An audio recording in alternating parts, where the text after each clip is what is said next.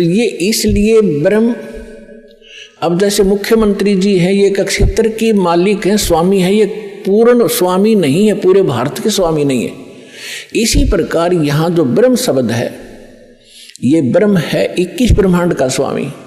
इसको ज्योत स्वरूपी निरंजन गीता अध्याय नंबर 4 के श्लोक नंबर 32 में स्वयं कहता, मैं काल हूं, ये काल ही है। और काल भी स्वामी है। जैसे एक जेल का सुप्रिटेंडेंट, वो जेल का स्वामी है और सुप्रिटेंडेंट साहब भी है, ऐसे ही ये काल साहब है, 21 ब्रह्मांड का स्वामी है, या एक जेल है, ये जेल का सुप्रिटेंडेंट साहब है, ये समझ लो। तो ऐसी ऐसी इसने 21 जेल बना रखी है, एक ब्रह्मांड भी ये जेल है।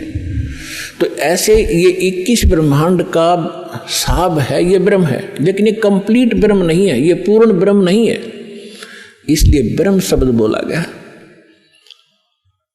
तो यहां प्रत्येक इसके अंग को हमने समझने के लिए ऐसे करना पड़ेगा। तो इस ब्रह्म ने श्रीमद् भगवत गीता का ज्ञान श्री कृष्ण जी में प्रवेश करके, जैसे को प्रेत बोलती है किसी के अंदर, ऐसे बोला। ऐसे ही इस काल ने एक ब्रह्मा कुमारी पंथ चलाया अभी 100 वर्ष पहले लगभग, और उसमें एक प्रेत आता है, वो कहता अहम ब्रह्मास्मि, मैं ब्रह्मा हूँ। कभी कहता है अहम शिवोहम, मैं शिव हूँ। ये एक प्रेत का चलाया हुआ है, और वो प्रेत कभी ब्रह्मा की पदवी पर था। जैसे कोई गांव का प्रधान सरपंच रिटायर हो जाता है, उसको अगली बार नियुक्त नहीं किया जाता, तो लोग फिर भी उसको सरपंच साहब कहते हैं, प्रधान साहब बोलते हैं, जोरा जी रहा है। और वो भी कहीं मिलता है, कोई कहता भी कौन है, फलाना सरपंच हूँ, और जब वो सरपंच नहीं होता। तो ऐसे ही दास ने कबीर परमात्मा से प्राप्त उस ज्ञान को आगे बढ़ाया है, as it is, as a tape recorder.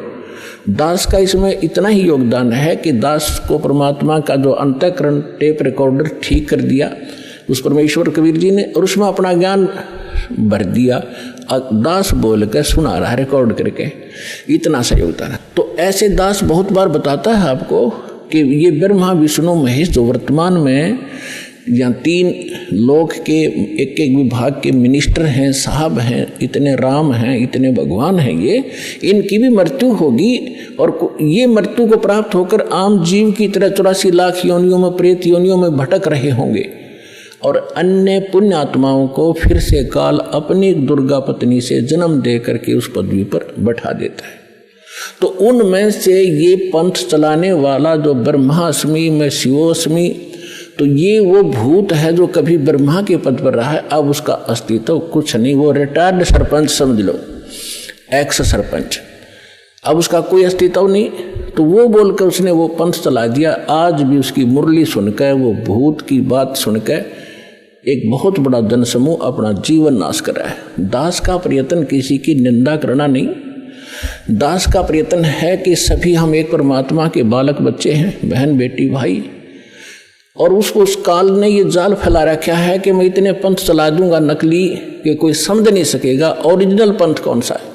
तो दास ऐसा प्रयत्न कर रहा है कि जैसे पहले के, अभी बहुत बार होती रहती हैं घटनाएं कि कोई 500,000 के नोट नकली छाप देता है, और सरकार को जो पता चलता है तो दोनों ओरिजिनल और डुप्लीकेट दोनों के दोनों मीडिया के माध्यम से, समाचार पत्रों के माध्यम से उनकी पहचान कराई जाती है कि ये इस टाइप का डुप्लीकेट है, ये ओरिजिनल है।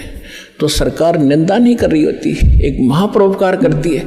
तो दास का यही प्रयत्न समझ लेना कि हमारे जो यथार्थ सदग्रंथ हैं वो तो हमारे ओरिजिनल नोट हैं, ओरिजिनल सदग्रंथ हैं, और उसके अतिरिक्त कोई अनुभव बता रहा है, कोई मार्ग चला रहा है, वो डुप्लीकेट है, वो हानि हो रही उनके जीवन की। तो दास ने कोई शौक नहीं है किसी की, इसको आप आलोचना का नाम देते हो तो आपकी बुद्धि अच्छी नहीं है, आपको अध्यात्म ज्ञान नहीं।